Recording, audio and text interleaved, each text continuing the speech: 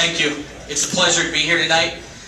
When they talked about the Tailgate Tour, I was very, very excited because we did a few years ago, we started doing something at Bowling Green called barnstorming. And so I said, well, this is going to be very, very similar. And when I pulled up into the parking lot tonight, I started getting nervous. My last barnstorming tour at Bowling Green was at a community where we had 13 people show up.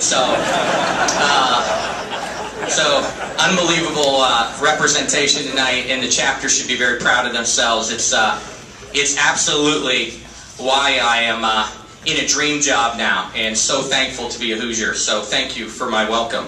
I'm a Western Pennsylvania native. And for years, I've described my upbringing as growing up in a small Hoosier town in northwest Pennsylvania. And I honestly never realized why I said that. But I always referred to my hometown in western Pennsylvania as a Hoosier town. I was blessed in the early 70s of being in very, very competitive basketball leagues, surrounded by very good basketball coaches at an early age. We had competitive 3rd and 4th grade leagues. From a very early time, it was not known to have that competitive and good coaches in a 3rd and 4th grade league in the early 70s in western Pennsylvania.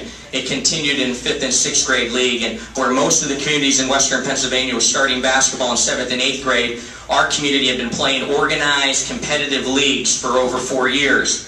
And so by the time we got into middle school and high school, our community, a little tiny town in western Pennsylvania, was very, very successful. And it was a cult following in our hometown.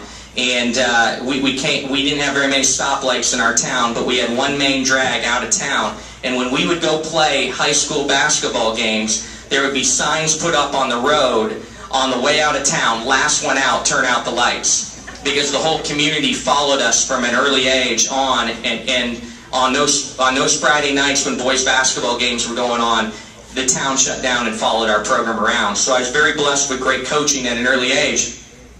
And I look back at it now and go, why did I always refer to our hometown as a Hoosier town? And I guess that's because my perception of Indiana was that every single person grew up in Indiana with a basketball hoop in their driveway or in their barn. But every single person in Indiana had to have a basketball hoop. That was just the perception that I had of Hoosiers.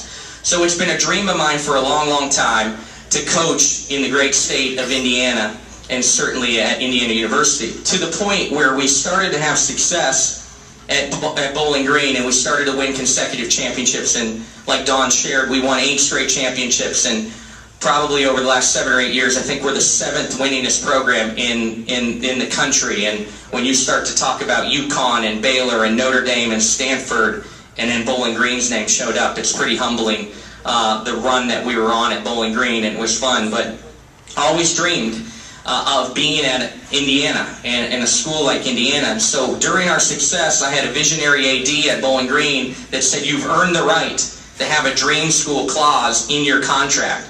And so let's sit down and talk about a dream school clause and put it in there. And I was very fortunate to be able to add Indiana to that dream school clause. And so when this off-season and the job opened, I have twin boys that are finishing their junior year in high school. It's the one off-season recently that I said, no one contact me, no one contact me, no one contact me. I'm not moving my boys. They're going into their senior year. And Indiana called, and I said, we're all in. North or south, guys. I told them north or south. I'll let you pick which school you want to go to, Wilmington, north or south. But it was an unbelievable opportunity and a dream when Fred came after us, and I shared with him that dream school clause that we had, and he was like, yes, no buyout. So he was, I think he was pretty excited about that too, for different reasons. But I really look forward to the challenge, and certainly we have a challenge. We have a rebuilding process without question. But my vision is simply this. Our motto is that championships are won in the locker room. And you have to have a championship locker room before you can have a championship team. And what that means is not the hot tub that's in our amazing Cook Hall locker room, and great lockers. What it means is we're committed to recruiting great character kids. Kids that compete in the classroom, kids that represent IU 24/7, and they play for the name on the front of the jersey, and they understand what it means to be representing not only a great state, but an unbelievable institution. And we're going to build it with that quality individual. And certainly we need a better level talent of player as we build in our building process, but we're going to do it, and we're committed to great character people, and we're going to do it the right way, and we're not going to cut corners and try to do a quick fix. And so it's going to be one building block at a time. And that first building block came when Kayla Halls transferred back from Bowling Green State University to Indiana. Yes, the same Halls family that Jordan Halls, the starting point guard on IU's men's team, and a local legend in the Bloomington area, was the first piece of the puzzle of bringing back a great character kid and energizing our community in Bloomington and the starting points. And then we landed another transfer, and now we're starting to have some success in recruiting. But more importantly is we're doing it with unbelievable character kids, and we're building the right way. So I ask for some patience. We certainly have a long way to go, but our vision is that someday Indiana women's basketball is being talked about like IU men's basketball in the history. I will tell you this, that when you talk to young recruits right now, and they walk on your campus at 15 or 16 years of age, they know no better that Duke women's basketball has always been good. And I have to remind them that less than 2 decades ago, Duke women's basketball was terrible. And they know no better than Notre Dame has gone to back-to-back national championship games in women's basketball. And I have to remind them, not too long ago, Notre Dame women's basketball played in the Missouri, the Midwestern Collegiate Conference. I can't even remember that conference anymore. And they were getting beat night in and night out by the Butlers and the Xaviers of the world. It's only come about recently. Not too long ago, Baylor women's basketball was not on the national radar, and now they're winning championships.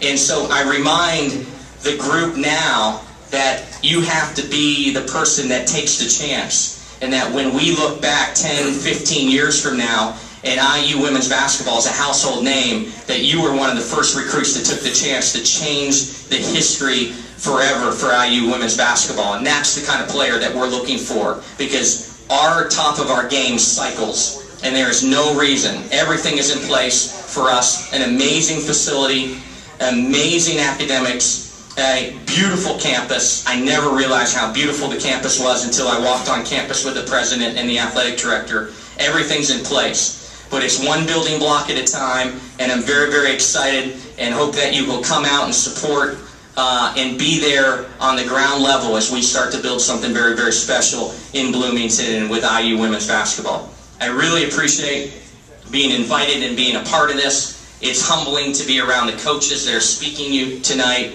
Honestly, it's finally a dream come true that I'm a Hoosier. Thank you very much.